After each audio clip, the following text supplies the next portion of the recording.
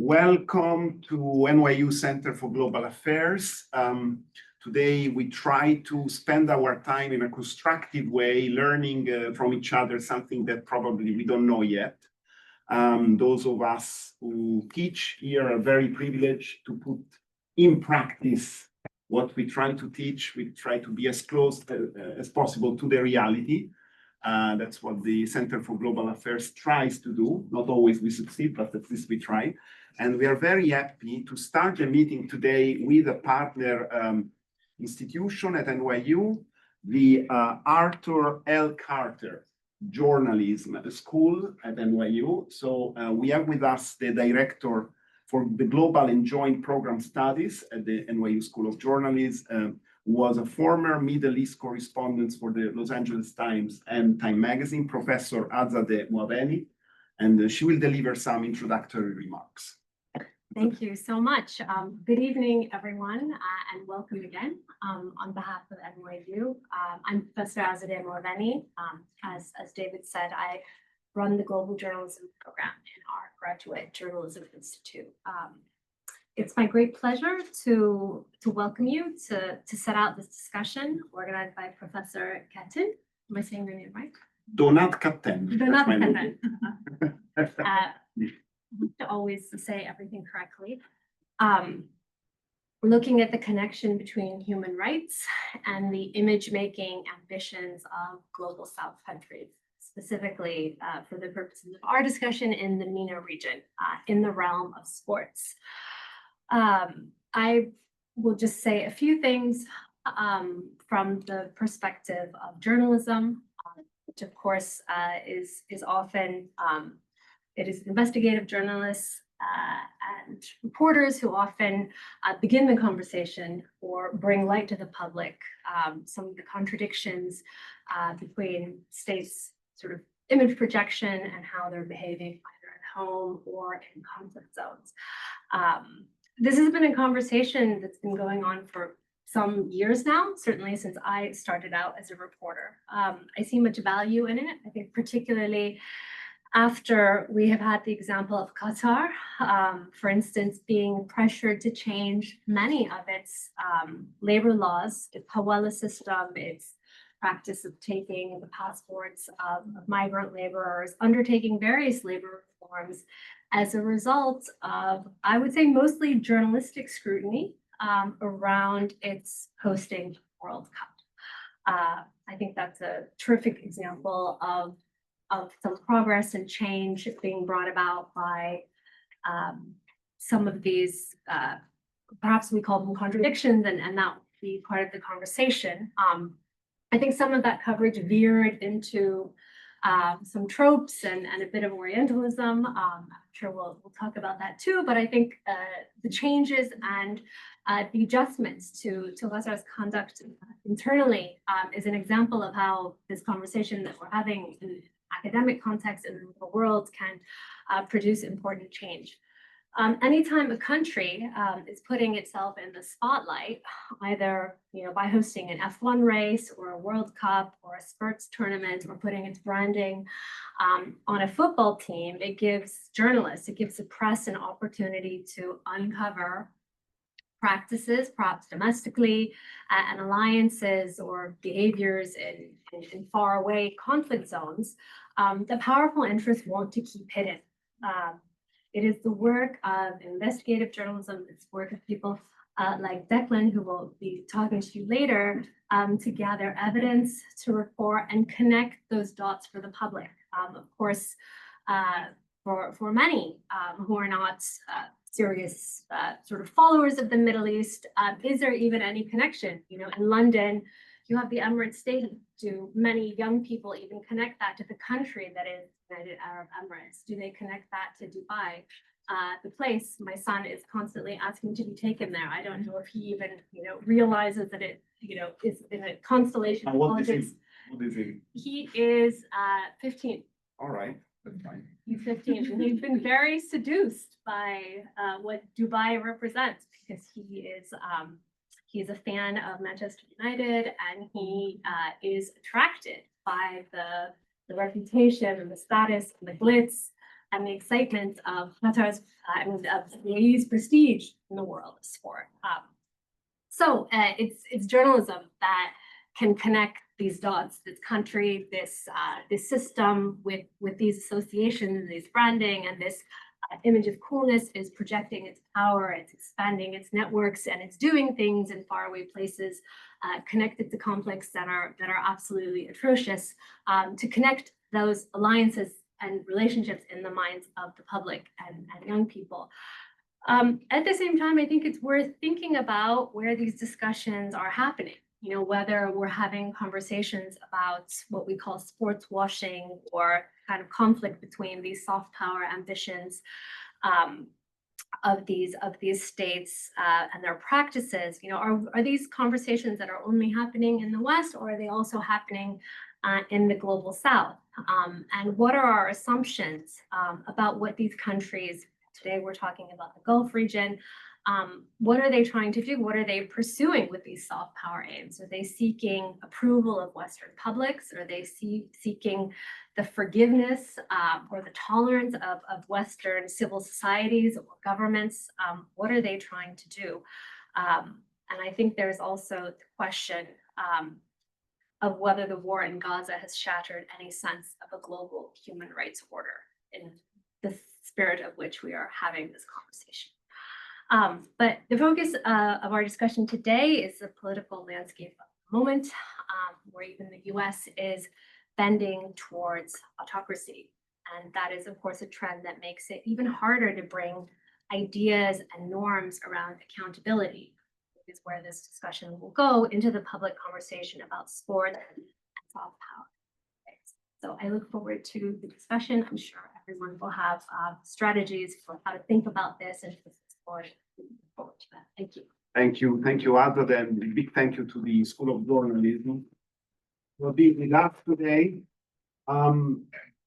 So I represent here the NYU Center for Global Affairs, but we actually have our dean in the room. Thank you very much, Professor Thyssen, for allowing us to be here. So these are the two co-organizers, but who's supporting the concept of human rights violations, armed conflicts, and sports washing, investigative journalism, and legal standards applicable to sports federation?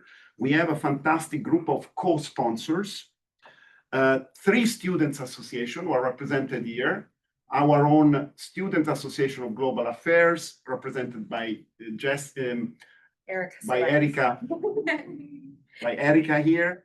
And then we have 2 students associations, the American Constitutional Society, the NYU Law Chapter, who is not represented here, but because they have class until 7 p.m. and the law school wouldn't change their plans, of course, but they will watch us later on YouTube.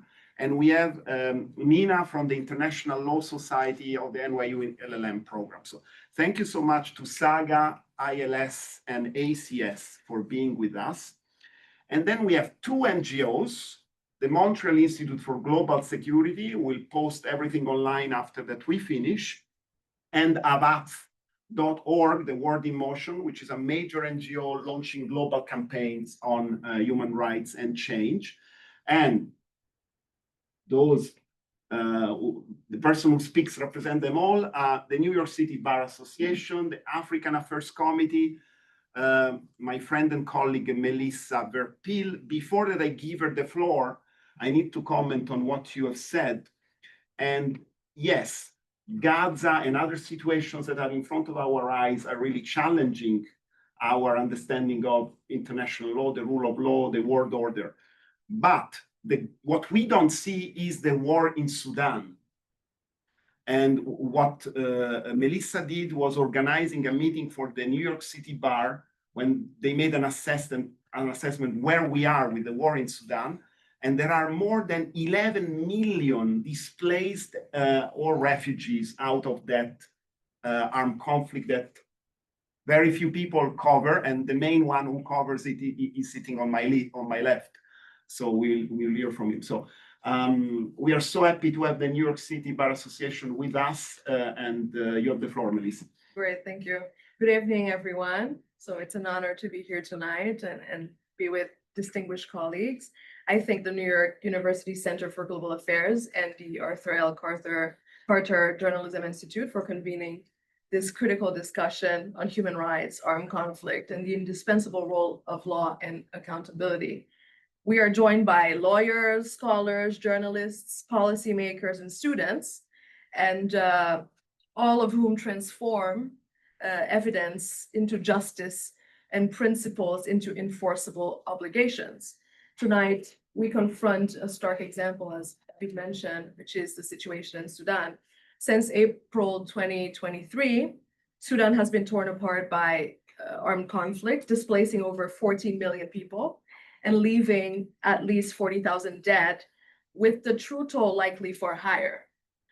There are some reports talking about famine gripping El Fasher in Darfur and other regions, threatening tens of thousands of individuals. The Integrated Food Security Phase classification reports extremely high levels of malnutrition and death. And this represents really the destruction of essential services.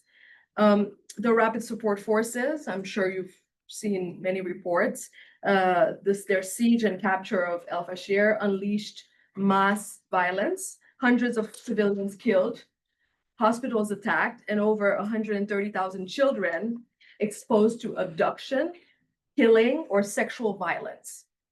Verified by UNICEF, the World Health Organization, and other UN agencies, including the killing of patients and staff at the Saudi maternity hospital. I'm sure you have followed that. And these attacks align with ethnically targeted atrocities and potential ethnic cleansing, as confirmed by independent research from, for example, the Yale Humanitarian Research Lab.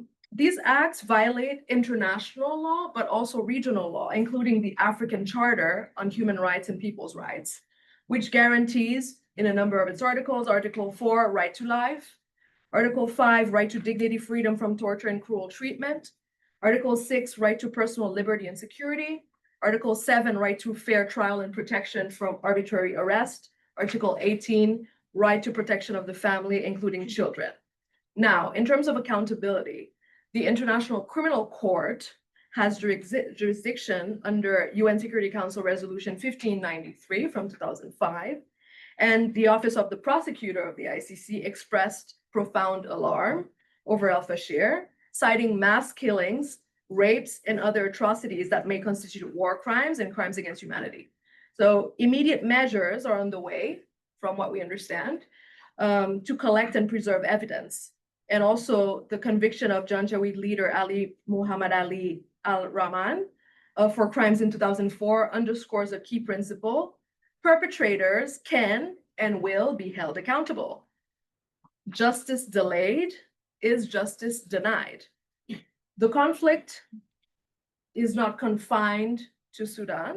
Credible reportings indicate foreign actors, including the United Arab Emirates, supplying weapons, drones, and logistics to forces committing mass atrocities. Under the articles on the responsibility of states for internationally wrongful acts, materially assisting such actors constitutes a violation of international humanitarian law, the Geneva Convention, and a number of other international binding instruments. Impunity for external complicity is unacceptable. Accountability also extends to non-state actors. Practices like sports washing, for instance, awarding the 2034 FIFA World Cup to a country that, despite documented labor abuses and suppression of dissent, poses serious legal and ethical challenges. And so FIFA, under its own statutes and the UN guiding principles on business and human rights, must conduct credible ongoing human rights due diligence. And failure to do so risks complicity and abuses. So what we can really say to conclude is that investigative reporting and law are mutually reinforcing tools, twin tools of justice, one may say. Journalists document atrocities, lawyers translate evidence into enforceable obligations. In El Fasher's hospital, the Hague courtrooms, boardrooms worldwide, human rights are binding legal obligations, not aspirational ideals. And upholding the African Charter, the Rome Statute, international humanitarian law depends on our collective enforcement, and accountability is not optional, it is our legal duty. Thank you. Thank you very much, Lisa. So we heard position of the law and the position of journalism in general. Let's go into the concrete cases that we are looking at, which are quite complicated. We have the honor today to welcome here at NYU the chief correspondent of the Africa Bureau in Nairobi of the New York Times, Declan Walsh. And all of you are given this paper so that you don't watch your phones. And this paper is also electronically available with links to the articles that Declan wrote. Just to say, I organized a similar panel like this at Columbia Law School last July. And my co-organizer from Columbia Law School, a couple of weeks, 10 days before the meeting, she calls me saying, David, did you see it? I said, what's happening? I mean, I thought there was an earthquake, Columbia got on fire or whatever. Did you see the New York Times article? And so just to show you how your work also impacts on the work that we do as professors of international law and human rights in universities. And I'm referring here to your story of June 29, the sheikh who conquered soccer and coddles warlords. All right, so Declan, you have your 8 minutes, but even more if you need them. Okay, thank you. Look, thank you all. Thank you very much for inviting me to this panel. I'm particularly pleased to come and speak at a forum where people are focused on this issue of law and accountability, largely because I see so little of it in the places that I cover, and particularly in Sudan. You know, the linkages between wealthy Gulf countries and the Horn of Africa is a topic, you know, that sort of has long fascinated me. It's partly why I agreed to return to Nairobi. I started my career there many years ago, and why I agreed to come back there like 5 years ago. To start my posting as the chief Africa correspondent at the Times, but arguably it's never been as urgent as it is now, where, as we've just heard, in Darfur in Western Sudan, after 18 months of siege, the city of El Fasher has fallen and brought in its wake, you know, an absolute avalanche of reports of killings, massacres, rape, torture, all sorts of abuses, largely by the Rapid Support Forces, who in turn are supported by the United Arab Emirates, one of the wealthiest countries in the region and probably one of the wealthiest countries in the world on a per capita basis. I'd like to just start with the conversation I had about a month ago before the city fell, when I reached a doctor at the last sort of major functioning hospital in El Fasher, which is called the Saudi Hospital. His name was Omar Selik, and I reached him through one of the last Starlink connections that there still was with the city. I called him to find out what was going on in Fasher, and we spoke for about an hour, and he portrayed this absolutely grim picture of the conditions in the city, a place where shell fire was falling randomly, sometimes on the roof of his own house. Armed drones were hovering in the skies. The hospital where he worked, the Saudi hospital, had been repeatedly hit. Dozens of people had been killed. And most importantly, at that point, food was running out because the RSF had built a large earthen berm around the city, and no food or essential medicines were able to get in. So by then, he told me that people in the city had resorted to eating animal food in order to survive. And they included the dozens of malnourished children that were turning up in the hospital every day. So as we were speaking, Dr. Selik actually got quite upset, describing how difficult it was to deal with this. And then we were speaking on the phone, and he pointed his phone down at his own lunch, which he was eating at that time, which also turned out to be animal feed. About a week after that conversation, Dr. Selik went out early in the morning to say his prayers on a Friday at a mosque a few hundred meters from his home, and a drone appeared overhead, fired a missile, killed 75 people thereabouts inside the mosque, including Dr. Selik. His death was, first of all, a terrible tragedy for his family, but more broadly than that, it offered more evidence about how drones are reshaping African battlefields at a stunning rate, often following the example of Ukraine and other countries. But I think it was also a sign of how the war in Sudan has been fueled by the interventions of foreign powers, and particularly on the side of the RSF by the United Arab Emirates. Since the start of the war, the UAE has supplied the RSF with armored vehicles, artillery guns, very sophisticated drones. They've even supplied fighters. As we were speaking, Dr. Selig told me that he had encountered mercenaries from Colombia who'd been deployed to al-Fashir and who were fighting alongside the RSF. Now, it's important to note by context that the UAE is by no means the only foreign power that is playing a role in Sudan.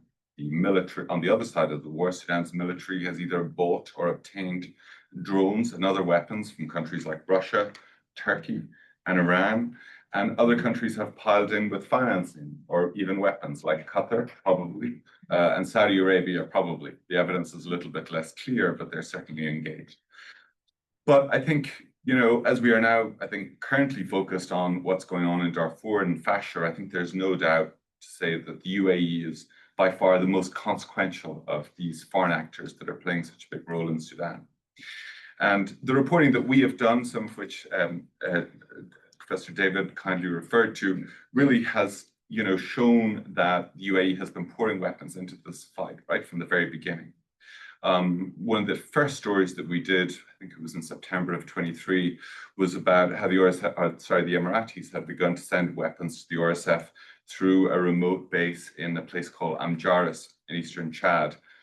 It was sending in these weapons into a base that was also operating under the guise of humanitarian operations that were flying under the flag of one of the most respected symbols of the aid business, which is the Red Cross and the Red Crescent.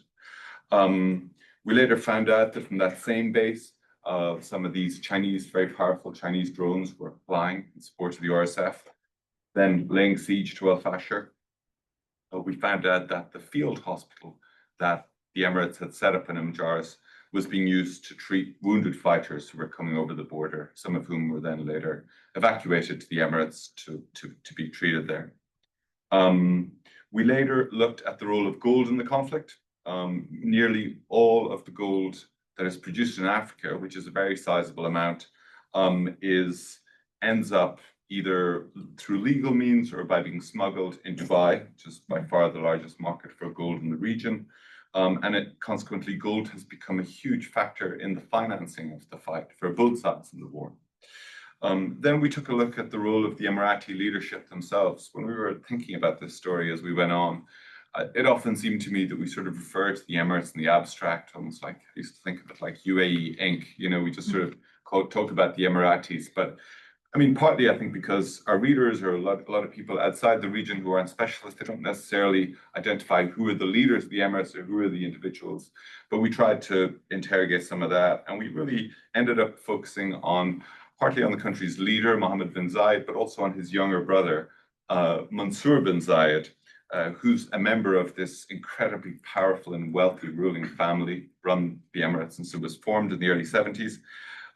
But really, you know, he's someone who, you know, had kind of eluded the public spotlight in the West until then. You know, for as much as he was known as someone who, you know, did somewhat classical things for Emirati princes. He bought super yachts, he liked racehorses, but mostly he was known as the owner of Manchester City, which is now one of probably the biggest soccer clubs in the world. Mansour had bought Manchester City in 2008, and within a short space of time transformed a club which had until then been a kind of soccer has-been into one of the most, into a global powerhouse really of the sport. Manchester City went on to win every major trophy within reach within 3 or 4 years, and that was largely due to the hundreds of millions of dollars that the Emirates and Sheikh Mansour pumped into the club so that they could buy the best players that were out there. You know, later on, Sheikh Mansour expanded his soccer ambitions. He set up I think, a company or a corporate vehicle that has now bought a dozen other teams around the world. Cities like Melbourne and Mumbai, Yokohama. Here in New York City, his team, earlier this year won approval to build a stadium in Queens that apparently is going to cost somewhere around $800 million. I think it's going to be the first major soccer stadium in New York City. You know, as we delved into this, we realized Mansour's personal commitment to soccer didn't seem to be so strong. You know, as far as we can find out, he's only ever attended a handful of Manchester City games in the entire time that he's owned the club. And, you know, folks that I spoke to who were world of diplomacy and so on said that really buying the club was part of an effort by the Emirates to reform it or to change its image in the West at a time when it had suffered. A couple of years before they bought in 2008, the Emirati government had tried to buy a number of ports here in the US and had been blocked, partly from a lot of opposition in Washington from Congress people and so on. And the Emiratis felt this was deeply unfair, and actually they may not have been wrong. They felt that there was a lot of prejudice against them as Arabs or as a Gulf country, and you know, they had sided with the US immediately after 9/11. In any event, there was a concerted effort by the Emiratis at that point to try, and they realized they needed to change what people thought about them. And buying Manchester City was part of that. Now, since then, there's been a lot of questions about the way the club has been run under Mansour, particularly whether the club has broken the rules of soccer by bringing in all this huge amount of money in a way that is against the rules so that they could buy all of these players. And that's currently subject of a big investigation that's going on in the Premier League in the UK. But what wasn't widely known at the time, and now is a little bit clearer, is that at the same time as Mansour was running this club and doing other activities, business activities, he was also had become a pretty important player in this very sharp foreign policy that was developing for the United Arab Emirates in the Arab world and then subsequently in parts of Africa as well. He handled the Emirati relationship with Khalifa Hifter, who's a warlord in eastern Libya, who's been supported by the UAE pretty much since the aftermath of the Arab Spring. He had developed a close relationship with President Bashir of Sudan, who at that time was this, you know, autocrat who was wanted by the ICC for genocide in Darfur. And then 2 or 3 years ago came the war in Sudan. And at that time, as Sudan's democratic transition was falling apart, Bashir had been kicked out in 2019, but there was a coup in 2021 led by 2 army generals, Burhan, the head of the military, and a guy called General Mohammed Hamdan, who's the head of the RSF. These 2 most powerful wings of Sudan's security forces, the leaders came together, seized power, and really that set in motion the chain of events that led to this war breaking out 2 years later in 2023. But it turns out that for Sheikh Mansour, the owner of Manchester City, he had also cultivated and been effectively the point man for the relationship with the leader of the RSF, who the Emiratis, for various reasons, had decided was going to be their guy or their force, and Ahmed, the leader of the RSF, would be their guy in Sudan. And so within a couple of months of the war starting, the Emirates started this effort to arm the RSF. And it seems that Mansour himself played a significant role in that. One of some of the charities that he owned were the same charities running these field hospitals on the border that were part of a broader effort to bring in weapons and to treat fighters. You know, the RSF was running its gold empire through Dubai and all the business interests that came out of that. And there were a number of close meetings between Sheikh Mansour and the leader of the RSF in private and in public that really appeared to sort of cement this operation. And so it became clear that, one last other important factor is that the Emirates started to build diplomatic relationships, often greased by money, with countries around Sudan that were bordering areas held by the RSF. And some of those countries like Chad and Ethiopia, and to some degree South Sudan, have now become part of a very complicated supply network in order to funnel assistance to the RSF in Sudan, because the RSF's problem is that Darfur is a landlocked area in the middle of the continent and very difficult to access.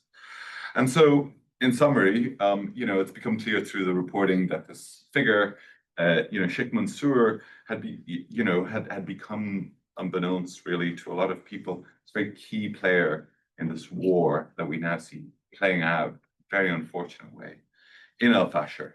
And to me, I guess I was interested because he became emblematic of this sort of adventurous foreign policy that the Emiratis are pursuing in its drive for influence and power across a broad swathe of Africa. It's policy that isn't just about wars, it's about business. It's about other things. But right now we're looking at the conflict part. And in some ways, it's a battle that they're fighting. It's part of a battlefield they're contesting that, is no longer defined by just things like trenches, but also by mines and ports and contracts and alliances. And for countries like the UAE, I think the prize is not just about control over territory, but it's also about long-term access to these places. But beneath all of that are human lives, people like Dr. Selig, many others who have suffered in this war in Sudan. That's our focus. So thank you. Thank you very much, Declan, and we also would like to thank your editorial board for allowing you to talk about your work. Now, your work is also informed by the testimonies and the conversations with those who are suffering the consequences of this situation. We have with us two voices of leading activists who have really shaped the narrative around this crisis. And the first one is here with us, came from the UK, Dr. Matthew Hedges, PhD in Security Studies and Authoritarianism. He has been a victim of arbitrary detention and torture in the UAE while he was conducting his research for the University of Durham. Matthew, you have the floor. Good evening. Thank you very much all for giving us your time and listening to these testimonies. As David said, I'm a British academic. I specialize in state security organizations. State security organizations are effectively the secret police of a state, nearly entirely within authoritarian states. But my PhD was actually examining the regime security strategy of the Abu Dhabi ruling family. Now, that said, and it's a little bit slightly naive of me, when I was conducting research fieldwork in the UAE, where my family had also lived at the time, I was taken by the UAE state security. For 7 months, I was tortured. I was forced to take medication, which even still to this day I'm still dependent on. I saw the torture. I saw what happened to other people, and I'm well aware that my experience, it pales in comparison to others. I know it could have been a lot worse. They threatened me with rendition to an overseas military base, which was likely in Yemen or possibly in Eritrea. And having survived this, I know there's a responsibility to share this, but also amplify this with my own research expertise in the state. So I speak both as a survivor of this torture, but also as someone who has a long-term focus in the activities of the UAE. There aren't many academics or specialists in the UAE. It just hasn't been the case. And those that do tend to be, they can be ostracized quite easily and quickly. And that tends to be because of the money that the UAE has thrown around. So in a similar way, Declan and David have spoken about how they use, how they whitewash their actions say through sport, there is obviously also a big link with academia. I don't need to explain the connections with NYU, but there is an additional element in the UK. This investment and funding has also neutered certain focuses into certain states, and it's not that it's just the UAE doing it. No, all the Gulf states do, and they try to shape knowledge and focus for very specific reasons. Notwithstanding, I've focused on the UAE for nearly 2 decades, nearly. What Declan says in regards to, say, Mansour's involvement in Libya with General Haftar and some other countries, this is part of a very specific and targeted attempt to maximize the Emirati influence, their reach, their scope, and they have amended, they have shifted in some parts over time, but fundamentally they follow a British imperialist strategy of divide and conquer.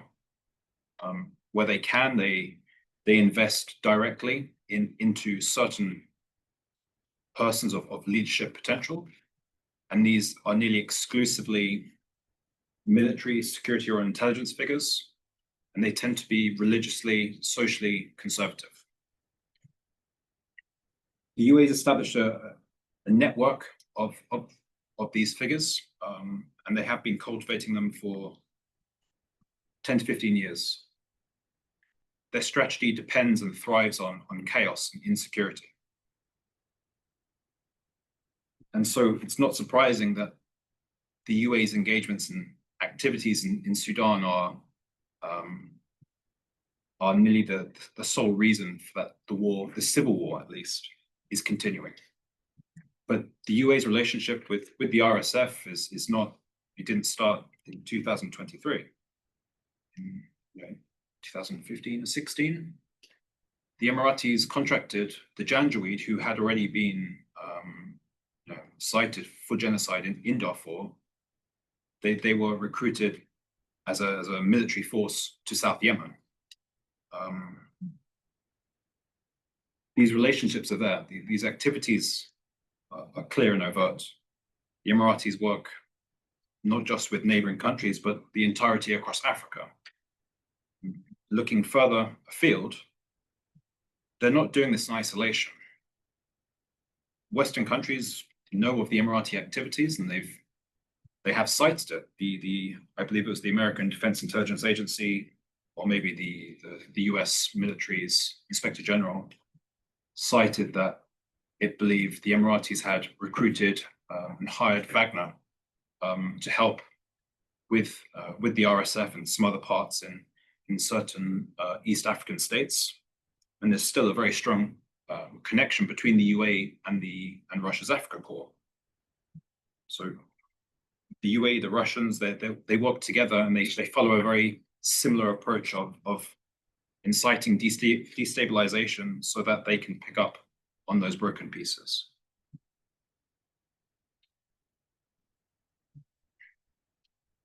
The UAE is an extremely repressive state, and its domestic laws are horrendous, but the people that feel it most are their own citizens, because there is no one else that can protect them. There is no one else that can defend them. I survived an experience with the UAE state security, but I also know what's happened to people in those settings. I've seen it with my own eyes, and I've heard it from others who have survived it. But those actions domestically are absolutely replicated, and they are amplified internationally. And it illustrates that the UAE's disposition for this serial human rights abuses, for this inhumane treatment, because it's all about seeking power, it's all about consolidating control. This is amplified, this is replicated in their foreign policy engagements. The two are, they're synonymous. They go hand in hand. What they do internationally is the same as what they do domestically. You can't disconnect this. And by not calling this out, sadly, it's what has encouraged and enabled this to occur to this day. Maybe the best example, the clearest, the most visible example, which you can see with your own eyes, is a video from maybe 2005, possibly. And it does go hand in hand with what Declan said about when the US rejected DP World from investing in American ports. Alongside this was a leaked video. It was Sheikh Isa bin Zayed. He is a son of the founder and a brother of the UAE president. In this video in the desert, he's surrounded by policemen in uniform, and he is torturing a man in the desert. The police are standing by and even helping this occur. There is no excuse for it. There is no lack of interpretation. It's very clear what is occurring. The Emiratis were furious that this got leaked. So they had to find a way to show accountability and justice. But the son of the founder was found to be innocent because he had a bad reaction to his medication. So when there isn't that practice of the rule of law, when there isn't a seriousness taken to these violations, even on an individual basis, it tells you their appetite or their disregard on a mass scale. And on a personal note, and with one of the speakers later, with Rodney Dixon, he's my barrister in London, we are seeking legal action against one of the perpetrators, well, against several perpetrators, but one of them is the president of Interpol. He is also the UAE's, the Ministry of Interior Inspector General, which means he has the responsibility for the conduct and welfare of all prisoners. As a result, we have lodged a criminal case against him in France under universal jurisdiction. And I'm hopeful that we can at least find a way to pursue accountability and justice on that, so others can be protected, at least in the future. Thank you.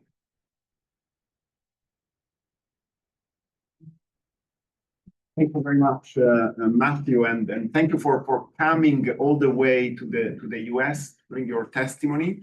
We now have Dr.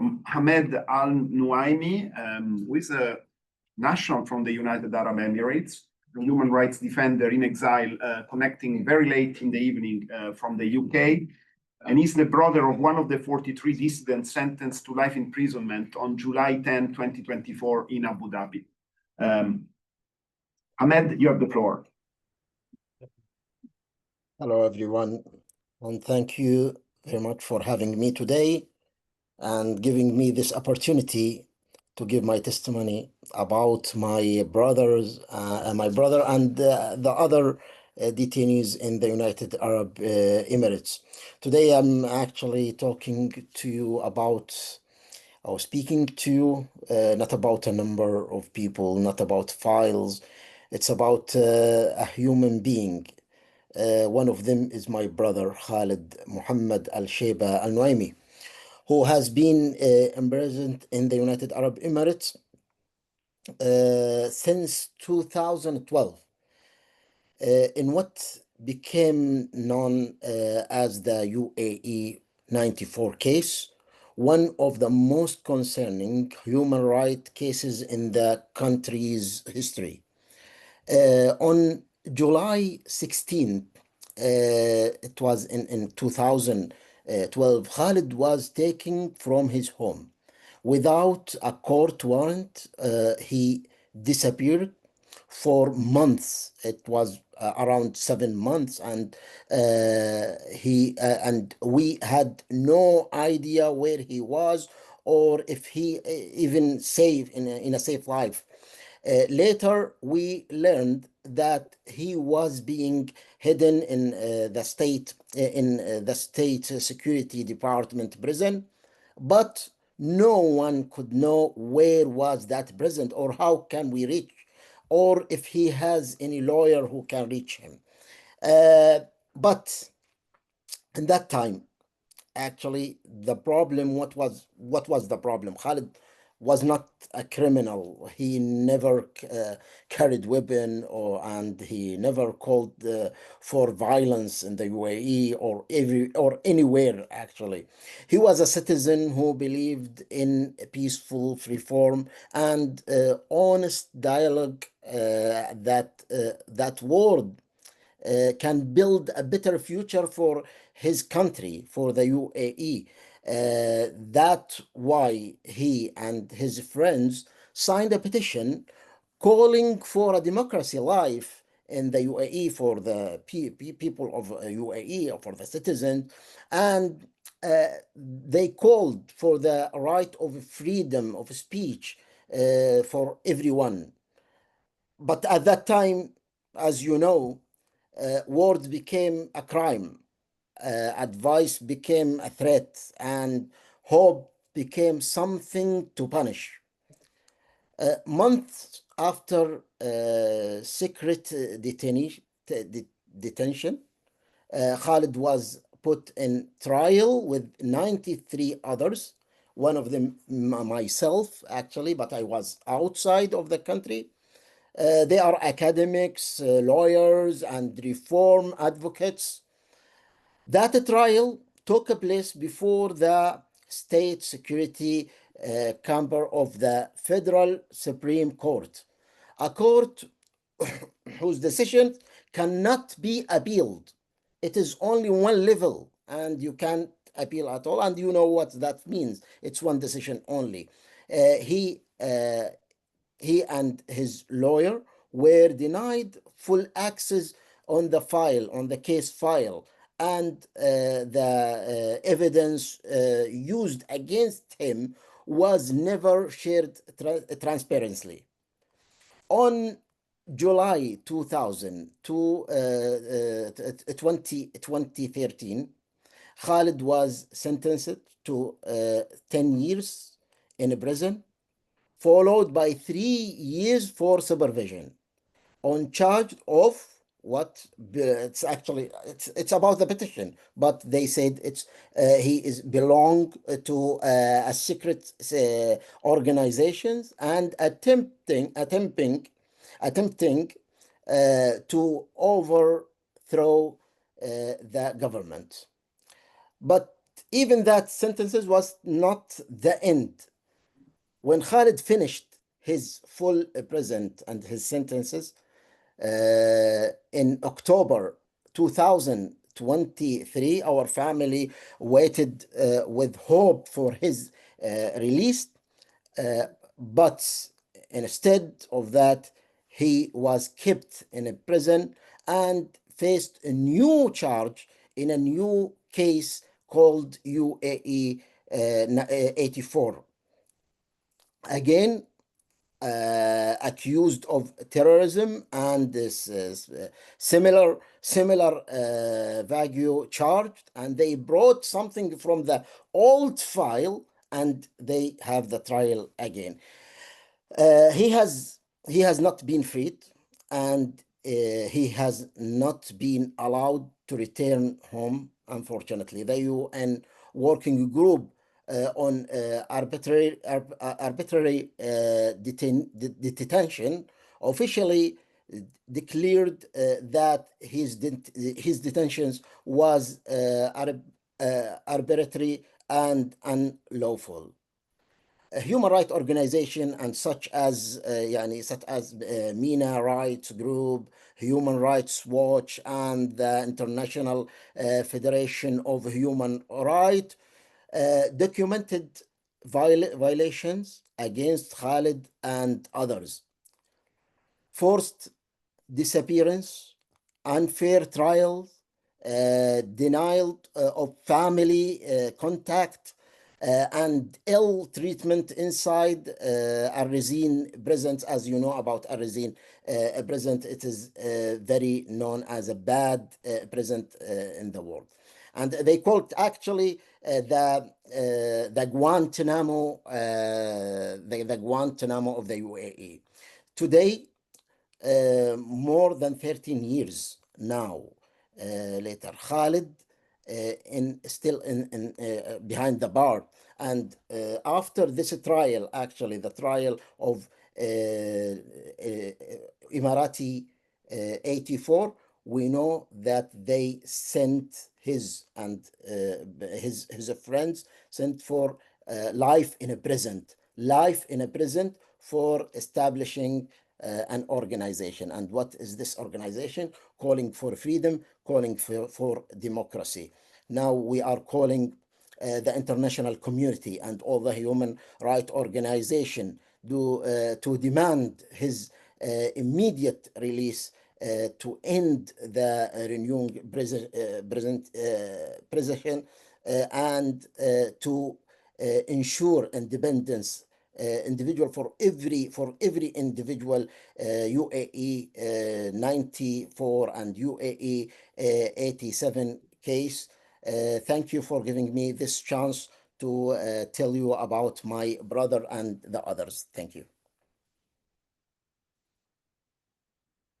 Thank you very much, Ahmed. And I think you have told me this story at least 3 times, but every time you repeat it, I realize how incredible can it be when we say that it's not allowed, that it's prohibited to impose the same penalty for the same facts. We call it double jeopardy. That's what happened to your brother. And above all, writing a letter becomes a criminal offense. And above all, terrorism is defined terrorism. That's the criminal code of the UAE. A terrorism offense is a terrorism offense. All right. So that's the rule of law that we are being served. And of course, this is a very interesting story that everybody should know. It should be immediately released. This brings us to the second aspect covered by Declan's presentation when he referred to the importance of football, soccer. And you know, my students already know this because I already repeat the same thing. But a few years ago, there was a survey. What is the most important international organization in the world? And the outcome of the survey was, you think of the United Nations. No, FIFA. Oh, FIFA number 1 by far. It's not even an international organization. Second, UEFA. UN only third, just before the International Olympic Committee, number 4. So that's a survey, global survey. Of course, doesn't count anything because it depends on the way the questions are made, correct? In the School of Journalism, I'm sure you teach your students how surveys is the enemy of the truth. So anyway, so this brings us to an academic, a dear academic, who teaches, is a senior lecturer at Royal Holloway School of Management, University of London, one of the most prestigious universities in the world. She's from Saudi Arabia, Dr. Maryam Aldossari, and she has been inter alia the co-author of Gender Precarity in Saudi Arabia, examining the state policies and patriarchal culture in the labor markets, as well as gender issues at the workforce in the Middle East. So we are very, very grateful to have her online, not in person as we would have wanted, but Maryam, you have the floor. Thank you so much for having me. And also one more thing about me, I'm also board member of Al-Qasd, a human rights organization led by Saudis, obviously operating in exile for the obvious reasons. And we focus and monitor the situation in Saudi Arabia. So I will talk a little bit about women in Saudi Arabia and link it to the image that Saudi Arabia have been created. Much like sport washing, the Saudi regime use a global platform to whitewash repression. Especially its approach to women's rights is a master class of a state-led image management to project progress abroad but tighten control inside. And we see since the launch of Vision 23, there have been a lot of focus on women empowerment, trying to create a model image of Saudi Arabia that is progress and changing it, especially for Western audience. And what we have been seeing since the introduction of this vision, there have been a lot of several symbolic appointment of women in several high-profile roles, such as female deputy directors of Ministry of Labor, and such as the first ambassador, female ambassador in the US. And what usually the media fail to recognize, those are privileged women, doesn't present the average life of every woman in Saudi Arabia. And we also see in the media have been focusing in a lot of series of celebrating first, among them the first professional female race driver, the Saudi woman who climbed a mountain, the Saudi woman who fly plane, the Saudi woman who became a head chef, and so on. While those are quite important achievement, but it seemed more of design to stage progress abroad instead of real reform that doesn't happen in the same time in the countries. And with those stage milestone, what Saudi Arabia is trying to do is to project a progress image while tightening control inside. And to give you an idea of the situation, the reality, and the gap between reforms and what's happening in the ground, I will quickly give 3 examples of the situation when it comes to women in Saudi Arabia. First, one of the main aims of Vision 23 is to increase women employment in the labor market, to increase it from 22 to 30% by 2030. And on papers, the number look very good. So 500,000 of women enter the labor market. But when you do the analysis, and I did that as part of my research, you see women have been pushed to a job that characterized by insecurity, low paid, and long hours, and usually in sector like retails, food, manufacturing, and so on. And within those sectors, the government also removed gender segregation. Again, it's look very progressive and something we want to achieve. But what they didn't do, historically, those sectors is very male dominant. And they just shoved the women there without introducing any law to protect women, either from harassment or from their family who is opposite their employment. And when I did research with interviewing more than 60 women who entered those jobs, unfortunately, many of them have say daily sexual harassment and wanted attention with very little protection or none protections. And some of them even see it part of the job. And some people will say, well, this is a social issue. It's not the regime problem. But it is the regime problem that they don't protect women who they are saying that they will empower. And that's a main example of the labor market. Another example, and I will go through this one quickly, but it's quite probably related to the people who's attending because it's related to the reform of laws that have been introduced by Saudi Arabia. Yes, the regime modified the guardianship law. It celebrated abroad in 2019, allowing women over 21 to travel without a male guardian permission and register birth, marriage, and divorce, and so on. But there is a big but. Women still need a male guardian to marry, to leave a prison, to exile even domestic shelters, and they cannot without a male guardian. Then in 2022, there was another law that had been also celebrated and announced in the UN, which is called the Personal Status Law. Under the Personal Status Law, women can, and this law is extremely problematic. Under this law, women cannot marry without approval of a male guardianship. And usually this could be the father or the brother. Judges have the final words. And bear in mind, Judaism in Saudi Arabia, and the judges is usually open to interpret the law in the way that suits them. And they are all men and come from very conservative backgrounds. So women will never win in those cases. Men can initiate divorce without providing any reasons, but women have to meet strict legal condition. Even when mother granted a custody for their children, still need approval of the guardian, which is the man as well.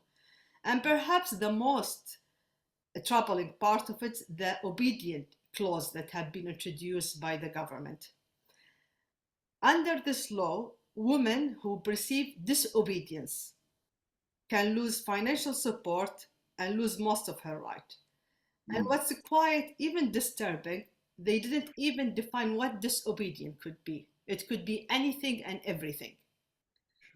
So basically, the law has effectively codified the guardianship law by law. So under it, its male control is not only tolerated, it is legitimized and enforced by law.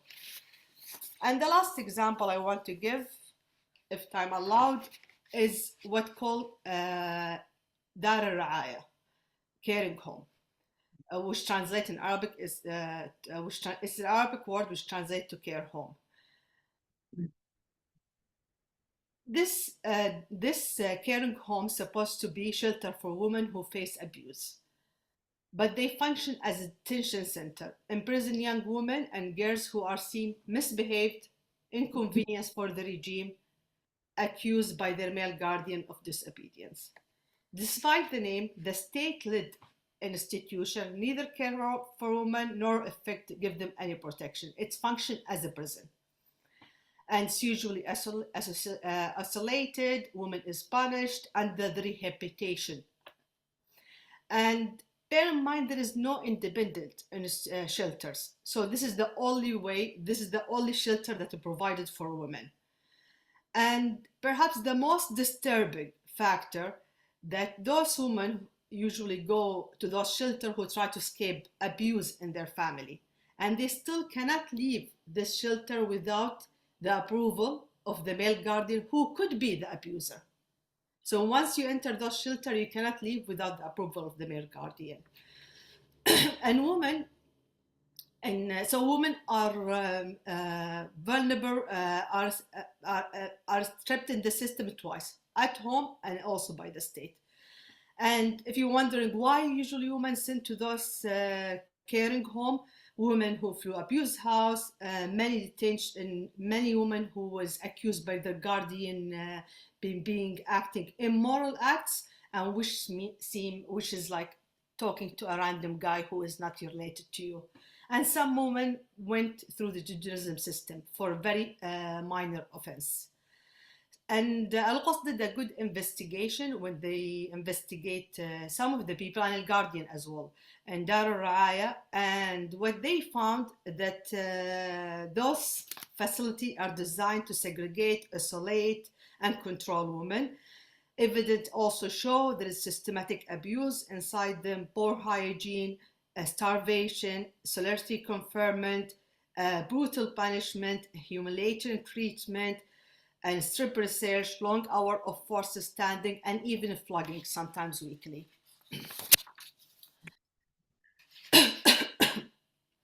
So despite Saudi Arabia representing claim of reform, the existence of things like Dar al-Ra'aya show that the regime continued to fail women. Those institutions expose how the state punish and control women under the false label of care.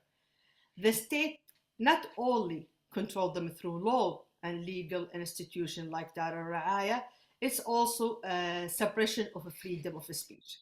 Women who speak out, as we see many cases, face some of the harshest punishment. Sometimes it go for 45 years just for a tweet. Even those who believed the promises of reform, like Manahil al-Utaibi, punished and imprisoned for believing the reform. She didn't see the red lines, that she shouldn't. They said women could wear whatever, and when she didn't wear training clothes, she was punished and imprisoned now for 5 years. Saudi Arabia regime had become a police state, defined by invisible red line that no one know when they have crossed those lines, and they don't know until it's a bit too late.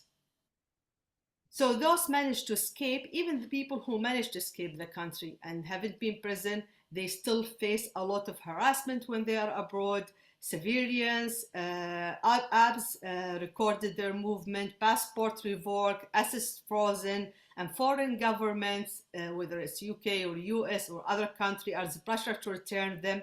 So in short, yes, women in Saudi have drive, get passport, and study abroad, but those changes are very surface level.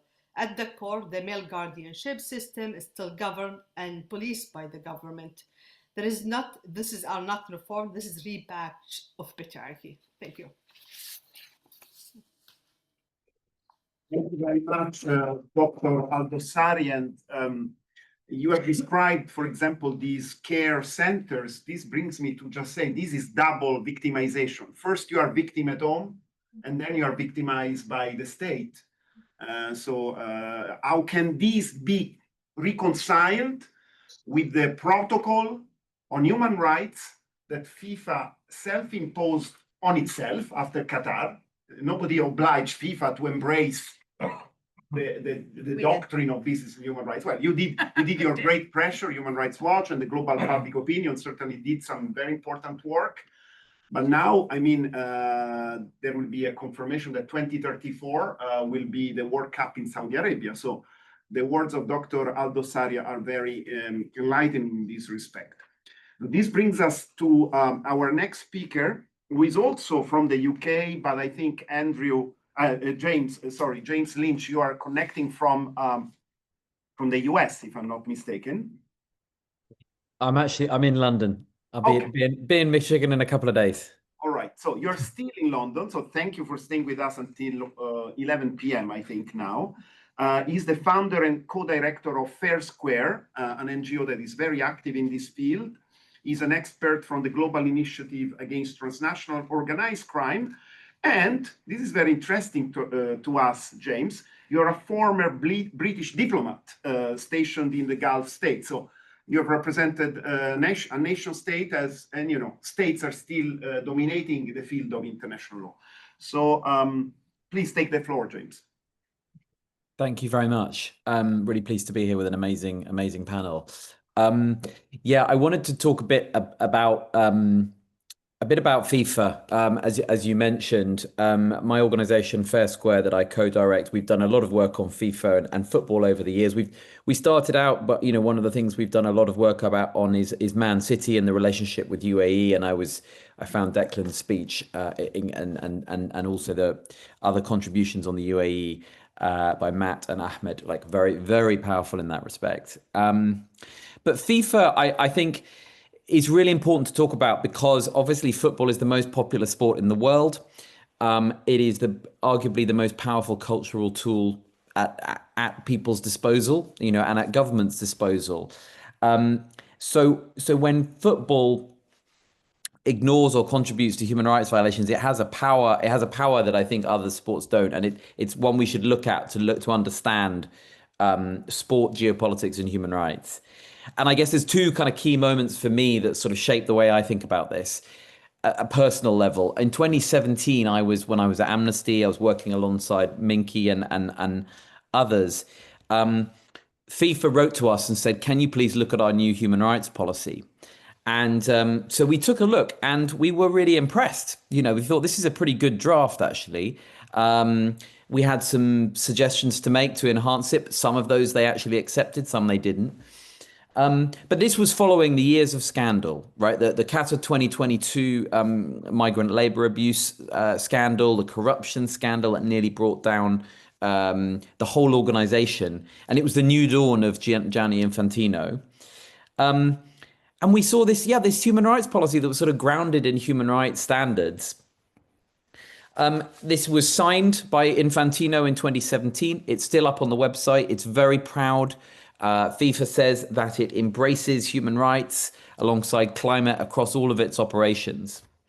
So that's kind of like moment number one for me. And then I look at November 2024, and there were the two things that happened in November 2024, and I contrast them with that 2017, looking at this policy, thinking we had a new dawn, or hoping at least. In 2024, FIFA published details of its legacy fund for the Qatar 2022 World Cup. That $50 million legacy fund had no content in it that related to migrant workers who had lost their lives or had their livelihoods wiped out as part of the World Cup. That was something that human rights NGOs had been calling for some time, pressing FIFA to establish. And its own consultants that it hired said that FIFA should establish a fund like that. But just before announcing this legacy fund that had nothing for migrant workers, FIFA kind of sneaked out this report that said it should indeed provide remedy to those workers. It put it out with no press release, hoping no one would see it in the middle of the night. So that was something that happened in November 2024. It was the abandonment of the kind of key stakeholders, you could argue, of the World Cup in 2022, abandoned. And the same week, we saw the human rights assessment or the human rights evaluation for Saudi 2034 published, which said that Saudi Arabia was a medium human rights risk for a World Cup and that the tournament actually could make things better for human rights in Saudi Arabia and the whole region. And that drew very heavily on a report produced by Clifford Chance, the sort of London-based law firm that had sort of cherry-picked and got rid of most sort of human rights from its actual analysis of human rights in Saudi Arabia. So this was and that obviously paved the way for Saudi Arabia to take the World Cup in 2034. So when I look at those sort of events, like why did this happen, right? Why did we have this sort of positive vibes in 2017, lots of promises, and then you had the key people abandoned in Qatar 7 years later, and a kind of a bidding process that was designed to give the 2034 World Cup to Saudi Arabia. I think we produced a report called Substitute last year. We did about 100 interviews with people around FIFA, sort of experts and people who had worked for FIFA. And basically what our conclusion is that there are deep structural flaws in this organization. Like, it is structured in a way that means it can't reform itself. So the efforts that I think, many of us have made valiantly over many years to kind of press for better policies, like, have just we've run into sort of, I don't know what's the word, like sinking sand, I suppose. This is an organization that will not reform itself, and it's got to be done from outside. You end up with this classic situation of kind of perfect policies and paperwork, and really almost the opposite when it comes to delivery. The kind of key problem structurally is that you have senior officials and the member states that make up FIFA are kind of locked into a sort of a structural system of patronage. It just makes the kind of the reform, it undermines any effort at reform. So that is why you now have FIFA sponsored by Saudi Aramco, which is the world's biggest oil firm, that has been specifically called out by UN human rights experts for undermining the Paris Agreement. It's why FIFA is kicking into the long grass, like a long-standing Palestinian complaint about Israeli settler clubs who play in the Israeli league and have done for many, many years. That's like a 10-year-old complaint that has been just allowed to run. And it's why, like, football governance in general is in disarray. As I said, I think it's the most powerful cultural tool in the world, and essentially FIFA and others are sort of selling it to the highest bidder. The UAE, as we talked about, was the pioneer in kind of using football to boost its prestige and influence. And you can see how the USA is kind of playing catch up now, it's playing catch up with the Gulf states. And FIFA and under Infantino has been very keen to support Donald Trump in using the Club World Cup and, of course, next year's World Cup to boost his power and his reach. So just a final comment really is, like, ultimately what we believe is that there is a really urgent need for proper controls on these sports bodies, like these that are in some cases essentially going rogue. FIFA's the key example. And they won't do it themselves, and it's got to be done by governments.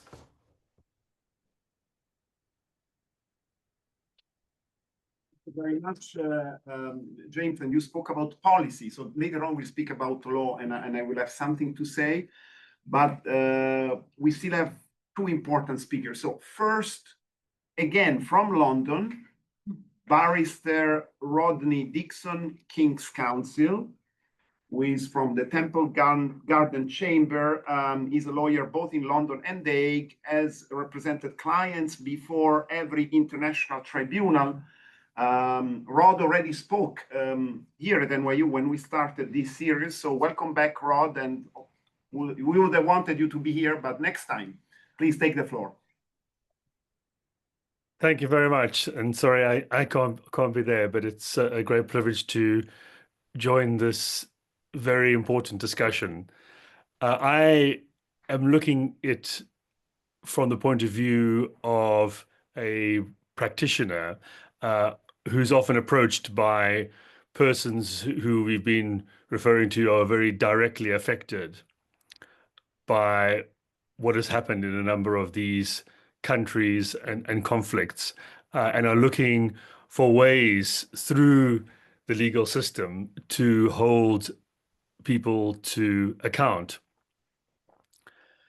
And I want to focus on a few of those avenues, really to make a plea, which I think everyone is doing, for a greater emphasis on holding perpetrators to account through proper investigation and either criminal or civil liability. It shouldn't just be for the journalists, and we've heard of the incredible work that people like Declan Walsh are undertaking to dig out the facts and to start making the connections. That should also be done. I mean, of course, the journalistic reporting is critical, but it should also be done by our police forces, by our investigators, by our international bodies. And where these international institutions and frameworks are increasingly under attack, it's become more critical than ever to look at ways of energizing them and ensuring that they are given the necessary support and impetus to undertake their work. It is, yes, a very challenging field, but without that development, I fear that it will become even more lawless, where there will be no fear from potential perpetrators of any consequences in the immediate term or the longer term either. I think in a number of our national jurisdictions, we hold our governments, our police forces, our prosecutors to account. If something happens where it shocks the public, we ensure, no matter what happens, that there are very thorough investigations. People are held to account, and there's not impunity. But that seldom translates across borders onto the international plane. And I think that's an important step, a giant step, that we all need to be encouraging our governments to take, because the institutions are there. People have mentioned the ICC, for example. There are others to do it, but they're simply not given enough support, resources, and the ability to fulfill their roles. We would never accept the kinds of failures that are allowed to take place at the international level within our national jurisdictions. And I think it's more important than ever that we expand the mindset of accountability beyond what happens on our street corners or where we are, what we're familiar with. We have to be able to look at that in other contexts as well, put ourselves in the shoes of those victims and say, what would we require if that was happening here? And it would be justice and accountability, not only media articles about it, which is of course critical, but much more beyond that, to ensure that there was confidence in the system, the international system, and confidence that would also serve as a serious deterrent for those who are wanting to step out of it in the future. This doesn't mean that we tear down the relationships that are there at the international level. People often say to me, well, that's going to mean we can't work with people or trade with people anymore. No, not at all. But we also can't do that in a complete lawless vacuum, and one that's becoming more so every month, every year in the current context. So that is one of the key messages I think we need to work out how we can implement much more practically in all of these situations that we're talking about.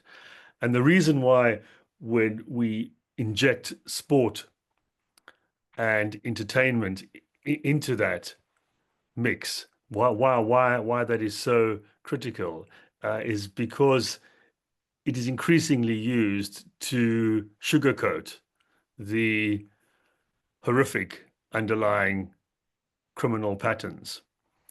That's one of the main purposes of it. It's a bit like in a criminal trial when you call character evidence. You bring in all the great and good people to try and distract from the underlying crimes, to say, well, actually, this person is quite a good chap. So maybe we shouldn't necessarily think that he or she is somebody who could commit those crimes. But what you always need to do is set that aside and get beneath it and soberly focus on, well, what are the underlying allegations? What is the underlying evidence? How does it affect the ordinary citizens that we are talking about? In addition, though, we shouldn't only see that sports washing as a effort to deflect away. It is also, and I think we see this increasingly with the huge amounts of money that are put into this. I mean, we're talking in the billions. The figures are staggering. Over $6 billion put into these kinds of sporting campaigns by countries like Saudi Arabia that we've been talking about, like the UAE, and Aramco Saudi. Over $1 billion, together with other oil and gas companies putting in also $6-7 billion into these kinds of activities, really learning from, as oil and gas companies, the previous tobacco playbook, where they used to sponsor everything to try and make smoking look so much more healthy. Of course, you can't compare it because here we're talking about fundamental life and death human rights issues on the ground. But they've learned how to sweeten the pill.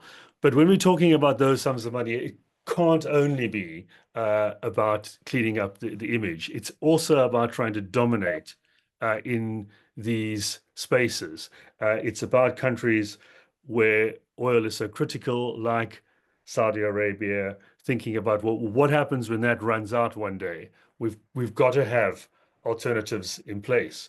So looking at ensuring that this kind of sponsorship is also creating new areas of work, employment, creating jobs, stimulating economic growth as well.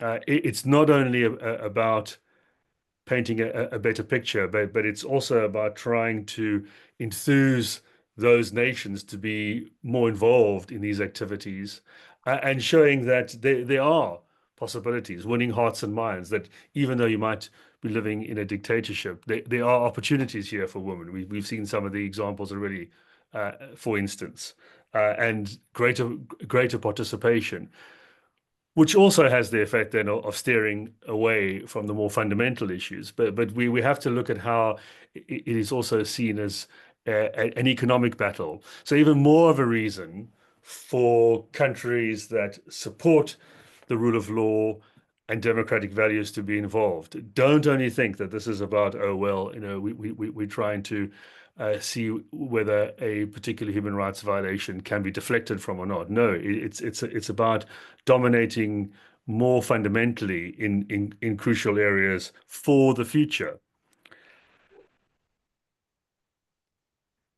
That framework of how potent it can be to use sport in environments where you have mass human rights violations, it brings me back to the central point of we have to see very clearly through the fog. I mean, that's the signal we need to be sending to our governments and those who make critical decisions in this regard. I believe that they probably do see right through it very often, but turn a blind eye. So it's also a question of making sure it's seen, and then there are active steps taken. From the legal point of view, what practitioners, those who take up cases for persons directly affected can do is to look to ensure that the legal avenues are best used and developed. This is something, as I said at the outset, that needs maximum attention and support.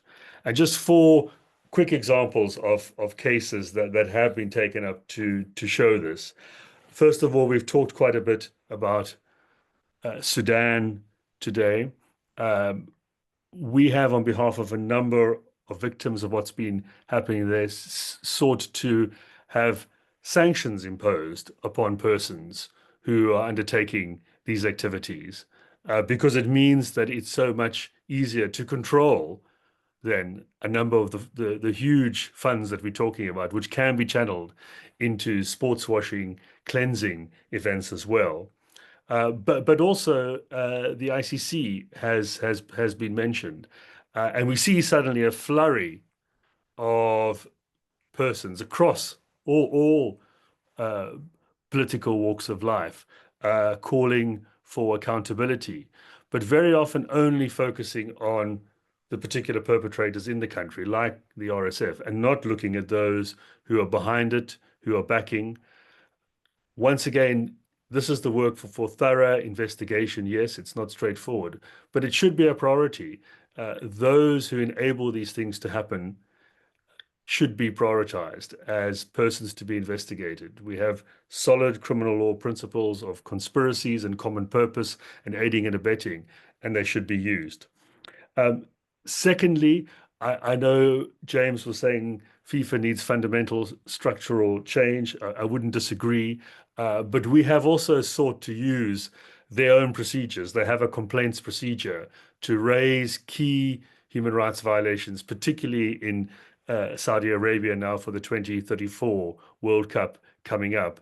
And there are very, very practical things that can be undertaken by FIFA.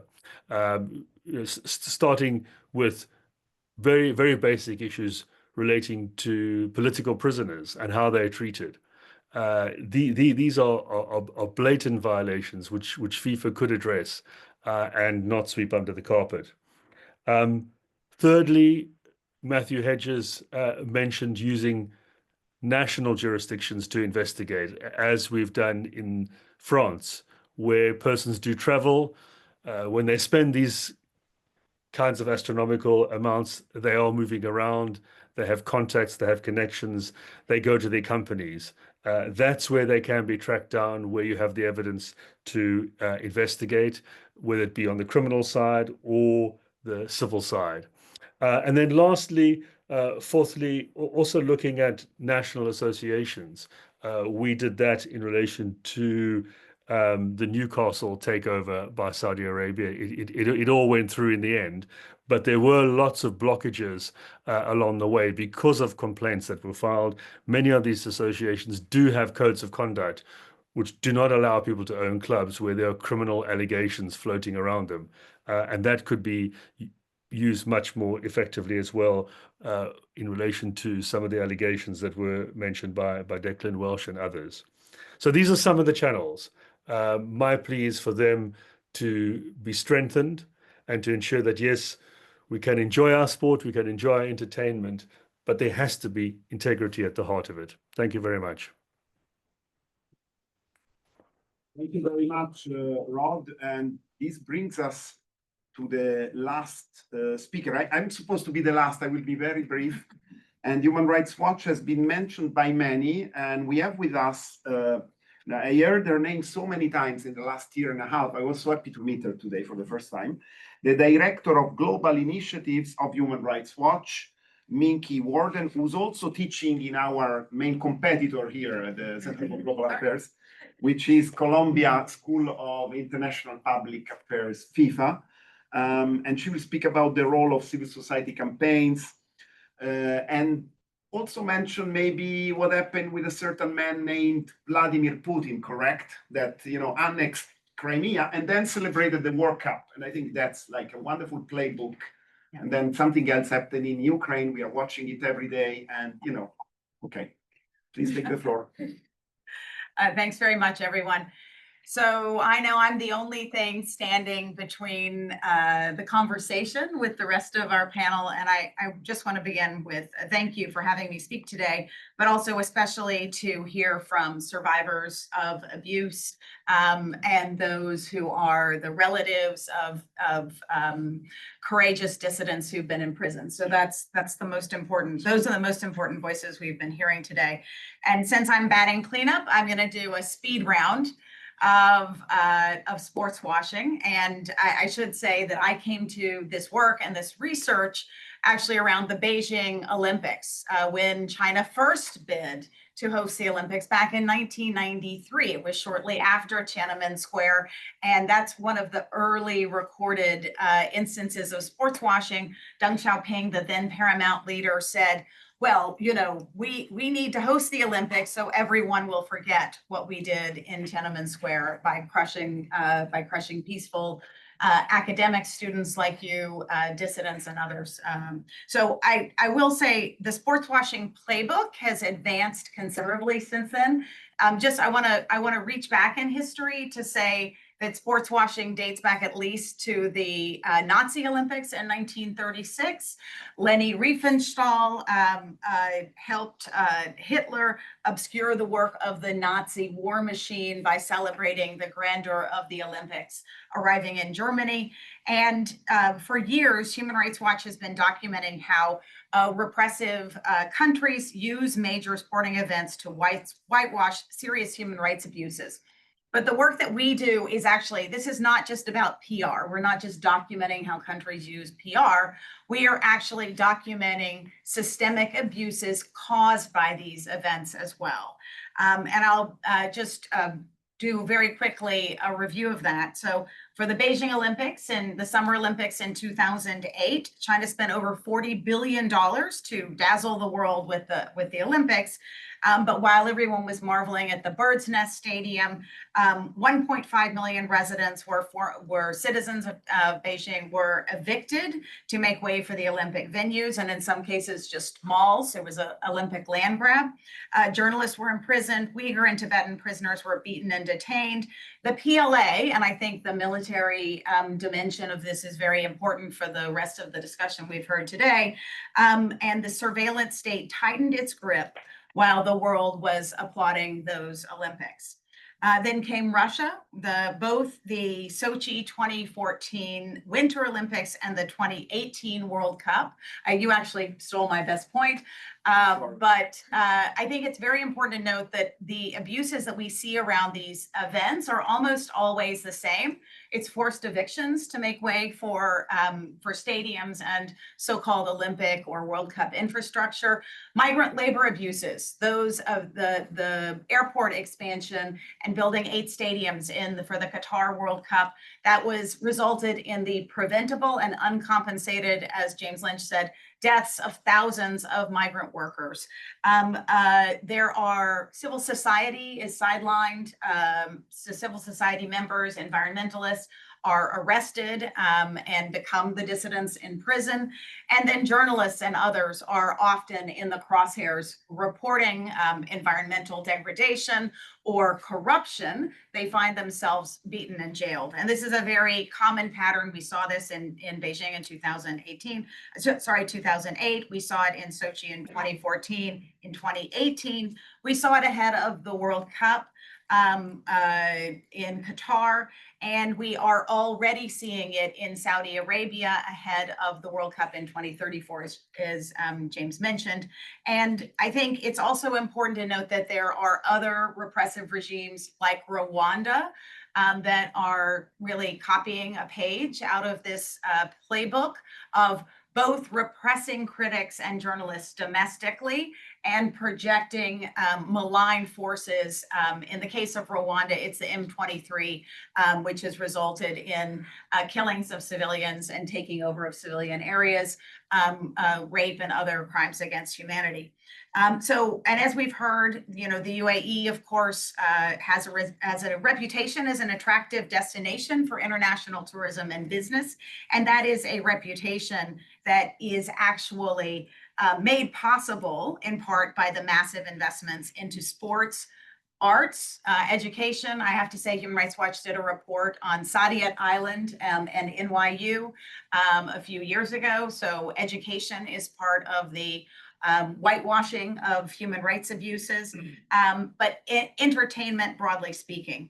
And just in terms of, the assignment was to talk about the role of global civil society and how to address these violations.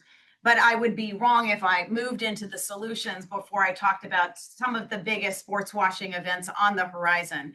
And that is the United States, in the case of the World Cup, plus Canada and Mexico, has the largest sporting event actually ever, because it's a 48-team World Cup as opposed to the 32-team World Cup that was in Qatar. So we're scheduled next year, June 11, will be the kickoff of the World Cup in the United States, Canada, and Mexico.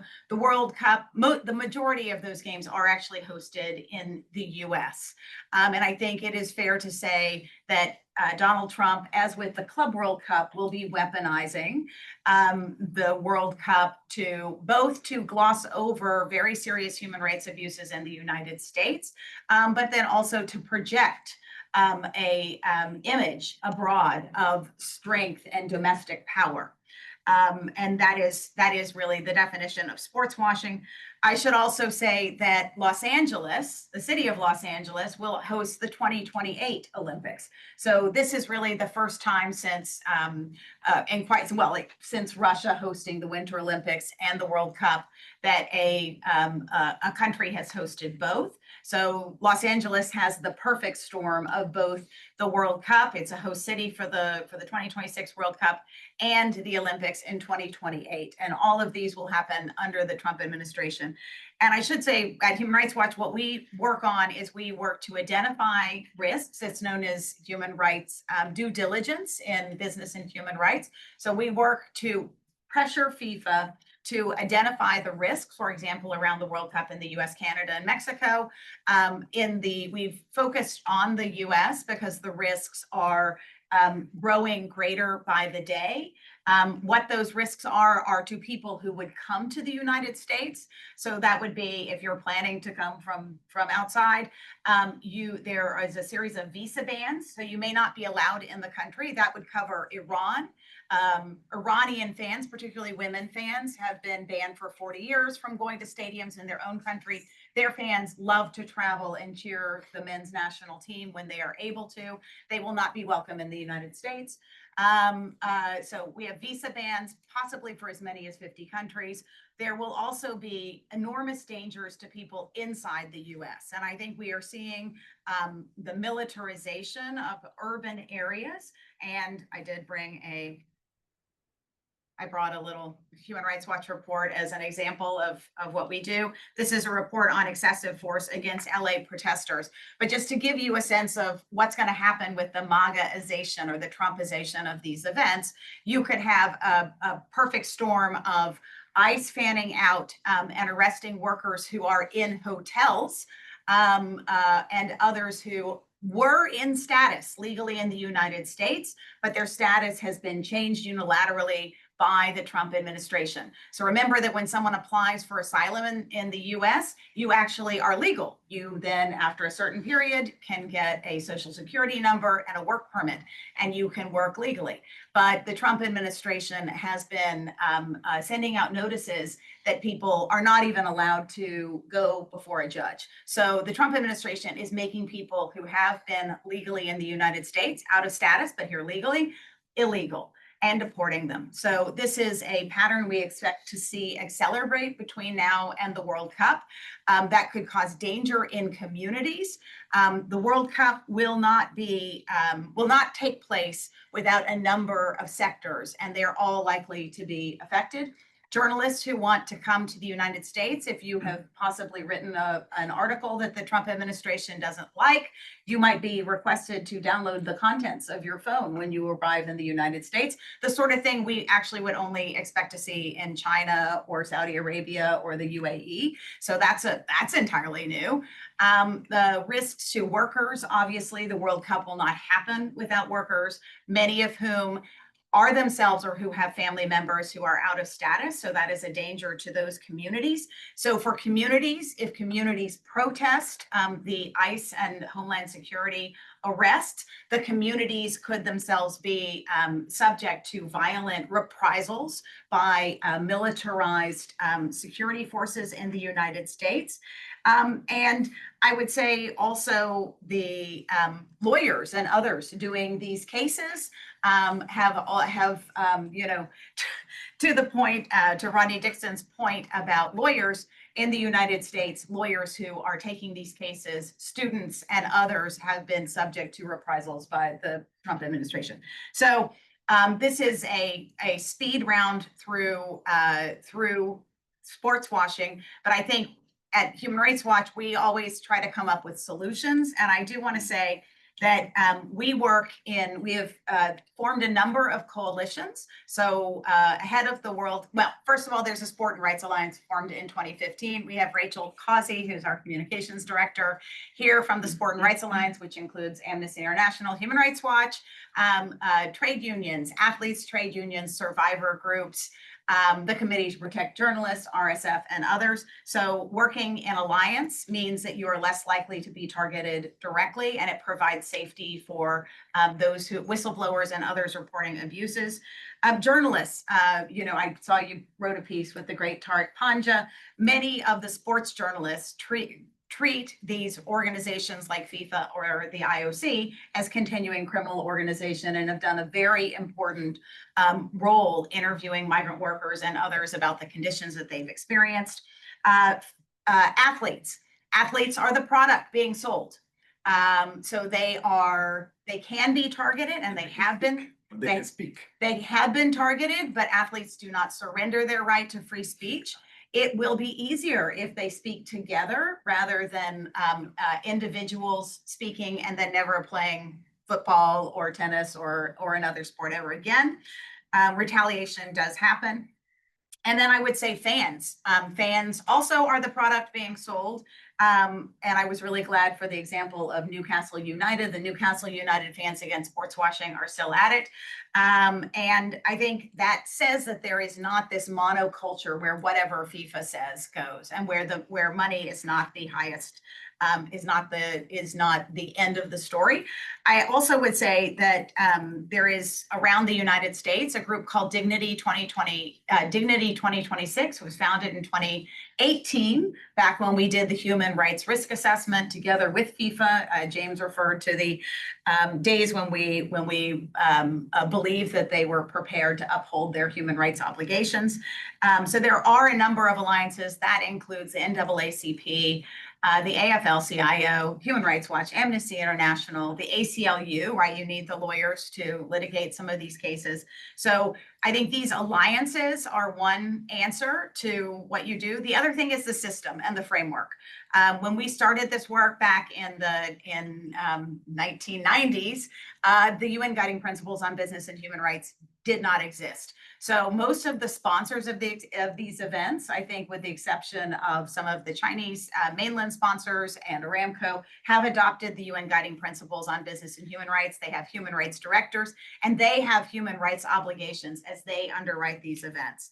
And then finally, the requirements for human rights due diligence that have been sidelined will have to continue. We've already had the first migrant worker falling from a stadium at the Aramco stadium in Saudi Arabia. So you can see that this puts the responsibility on FIFA. It also puts the responsibility on the namesake of that stadium. So there absolutely are pressure points, and I would be remiss if I didn't end on a hopeful note to say that this last week, the Afghan women's national soccer team, football team, took the pitch in Morocco to compete for the first time since 2021. They were sidelined and treated terribly even before the Taliban takeover, and FIFA did not allow them to play or recognize them for 4 years. They have not been formally recognized, but they have been allowed to compete again for the first time. And since the Taliban banned all sports for women and girls, this is really something the Taliban hates. They hate to see women playing football, soccer, winning their first match since 2021. So there are some hopeful and important stories in sport. That is an example where FIFA actually created the space for this team to play. And we need to be doing a lot more of that. Thank you.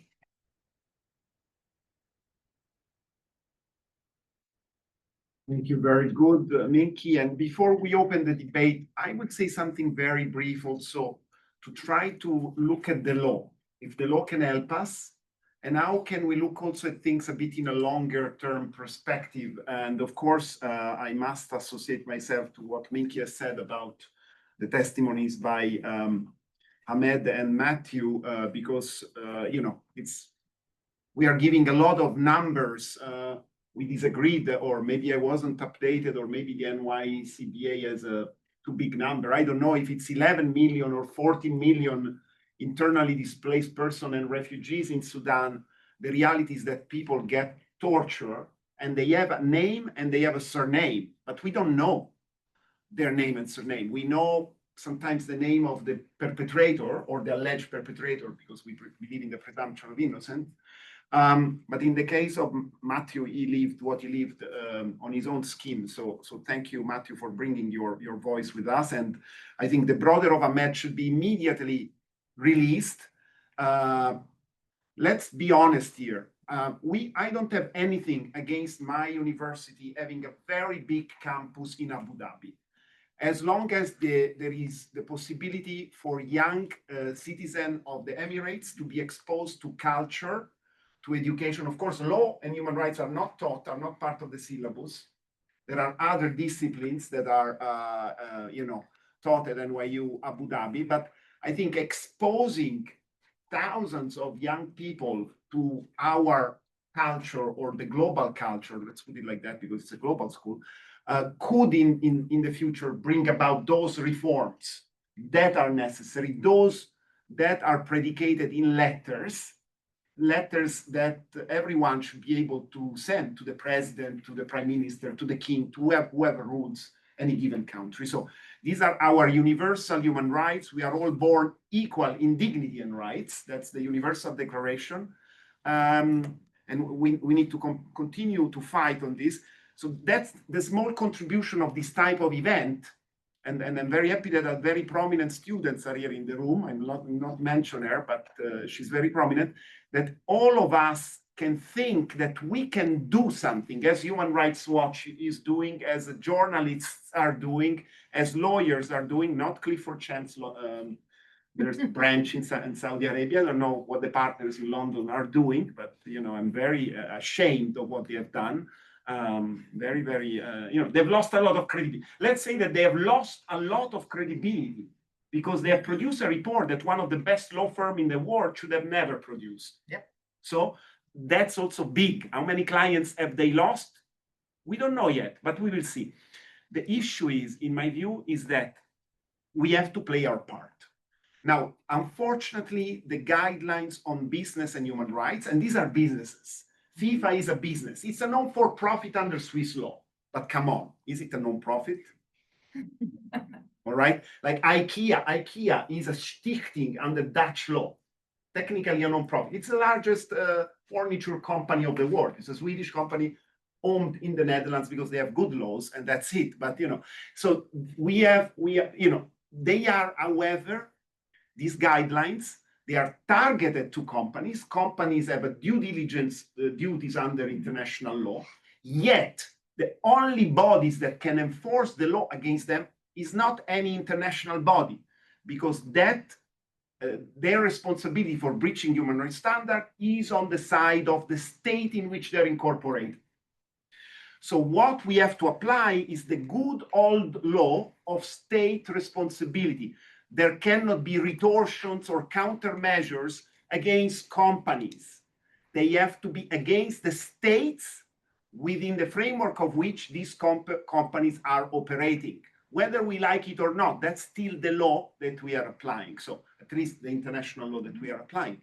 Now, retortions are by far the most effective measures. They do not imply violations of the rights of states, but they entail unfriendly measures that at times may have a very strongly persuasive impact. Let's remember the exclusion of South Africa from the International League, International Rugby League, the International Sports Federation for Rugby. That in and of itself was much more effective than 40 years of recommendations and then legally binding sanctions adopted at the United Nations, because it really sent the message to the youth, to the white youth of South Africa, what are we doing? What is wrong here? We cannot even play our own sport, right? So sport is the most popular cultural activity that we have on a planetary level. Like the old Romans understood that, you know, to maintain the empire based on the principle of good faith, fides was the supreme constitutional principle of the Roman Empire. Of course, slavery too was used, but you know, they had that system, it worked. And they realized that the best thing to do for the people to be, you know, happy to go to the stadium, to go to the Colosseum, to go to the Circo Massimo, in each and every big Roman installation, there was a stadium. Give them the entertainment, they will let you manage the power. What we have learned in the history of international human rights law, at least in the recent history, is that the biggest violations of the law are carried out by state actors, not by non-state actors, in the name of maintaining, acquiring power, and thereby abusing such power. In the case, for example, of Sudan, it is clear that at least one, if not the biggest of the warring factors, is the external enabling action by the United Arab Emirates as a state. Unfortunately, whether it is the truth or not, it will need to be adjudicated in a court of law. It has been the enabling conduct of the apparatus vis-a-vis a non-state actor, or let's say a component of the army of Sudan, which broke on the 15th of April, 2023, from the central state and waged a war against the other side of the army. It's quite unique. You never have a non-international armed conflict between two elements of the same state. You always have a rebel group, an insurrectional movement, a terrorist organization, name it the way you wish, and the central government, or maybe different non-state actors fighting against each other. A unique scenario. I think we have the tools to apply the law. The International Criminal Court, as both Melissa and Rod have said, it has territorial jurisdiction, at least on Darfur, not on the entirety of Sudan, unfortunately. And there is an ongoing investigation. There was a judgment already on a leader of the Janjaweed militia for the genocide that took place in 2003-2004, the first phase of mass atrocities in that bloody armed conflict. And a lot is happening around that investigation. So we need to remain hopeful. We need to remain hopeful. There are guidelines. So this is the formal spectrum of interstate law. International criminal law applies to those bearing, you know, the most responsibility for the highest violations of human rights law, those arising to the gravity threshold of crimes against humanity. But we also have, for human rights violation, another avenue that Rod didn't mention, which is the Universal Periodic Review, the peer-to-peer mechanism that in Geneva, the United Nations has created for every state to present their annual reports and being questioned by civil society and other states what they are doing to fulfill what, for example, in Saudi Arabia, Maryam has described as clear violations of fundamental rights of women in society. Now, for example, now we have the deadline of 2034. or maybe 2032, if a World Cup could be moved away from Saudi Arabia and stationed in another location. You may think about at least a couple of years to remove it from that site of destination.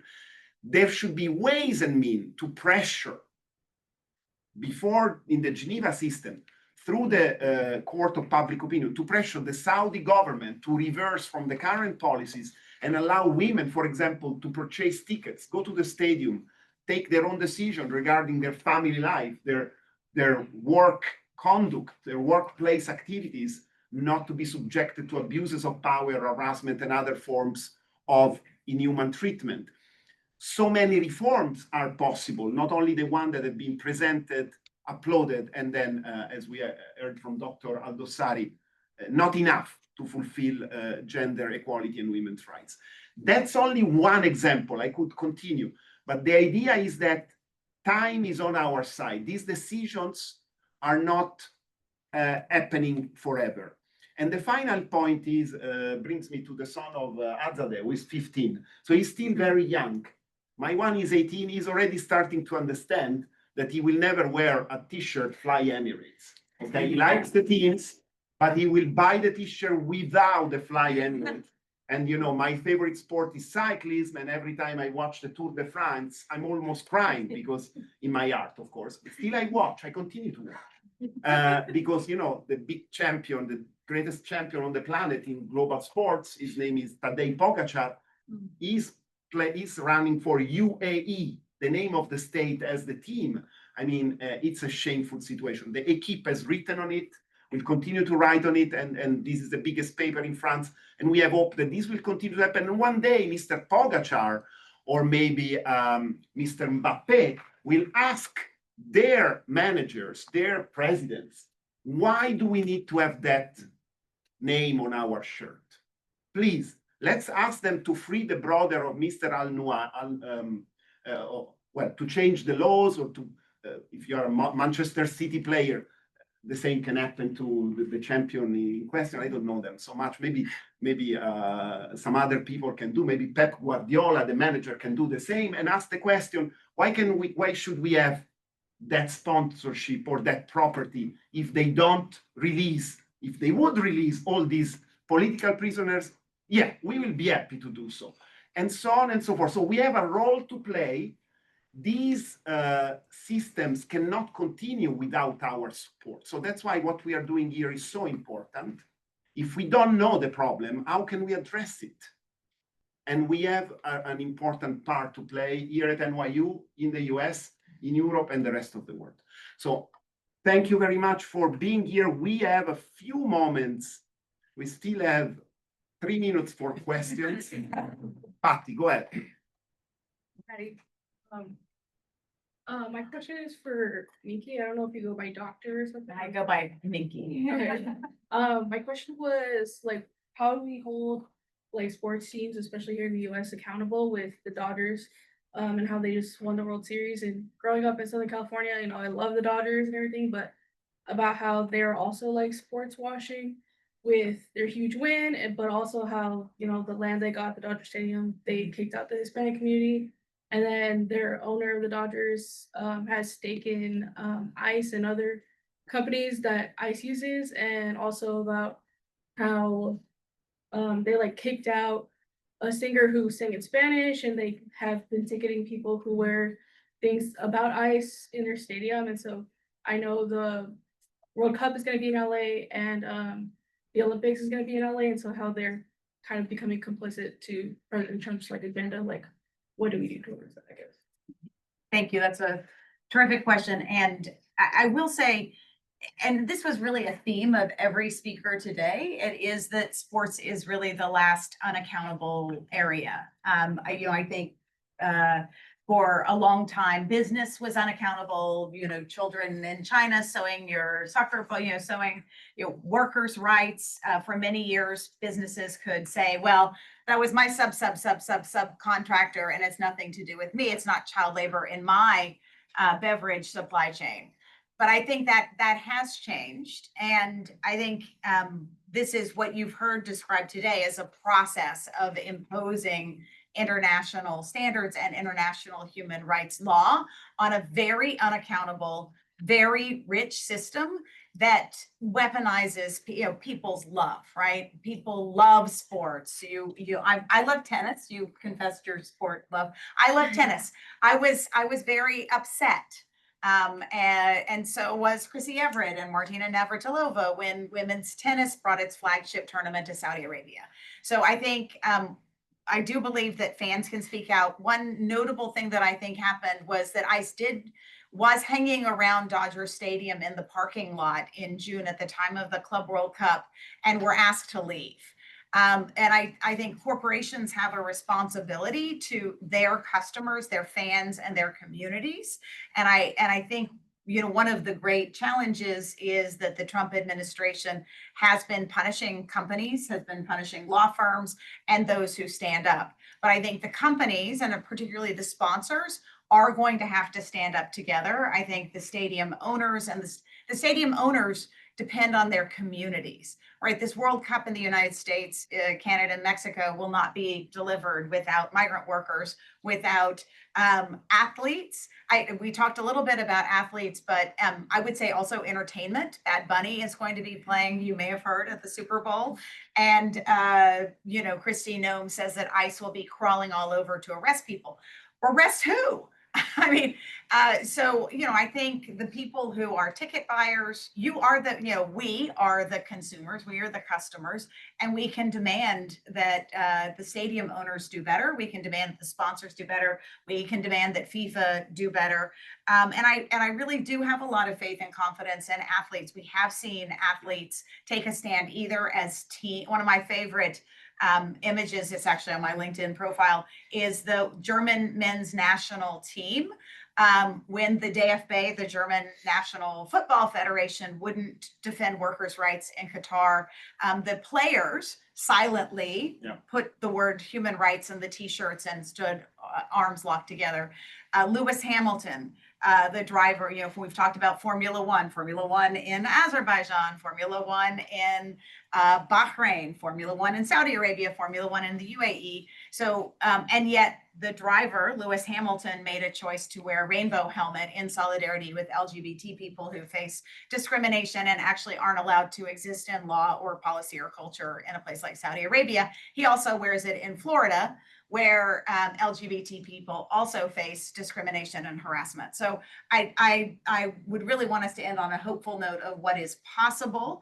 I think in the NBA, just to circle back to Declan's presentation, because we didn't talk enough about this, but the NBA has a multi-year deal with the UAE to play exhibition matches. Well, players, after the ghastly treatment of civilians and al-Fashar crimes against humanity, mass atrocities, I think NBA players are going to come under a lot of pressure. Why are you going to the UAE that has armed, and Human Rights Watch has written both to the NBA and to the NBAPA, the Players Association, about the relationship with the UAE.